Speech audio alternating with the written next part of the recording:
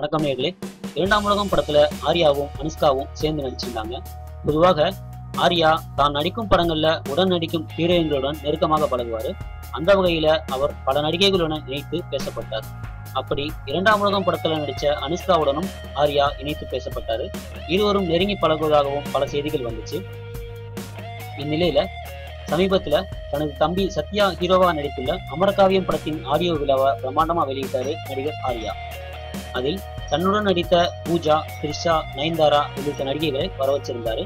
ஆனால் இந்த விழாவில் அனுஷ்காவையும் அழைத்திருந்தார் ஆர்யா. ஆனால் அவர் பங்கேற்கவில்லை. இதனால் இருவருக்கும் இடையே ஏதோ மனஸ்தாபம் ஏற்பட்டதாலையும் இந்த விழாவில் அனுஷ்கா பங்கேற்கல அப்படின்னு பல செய்திகள் வெளியாச்சு.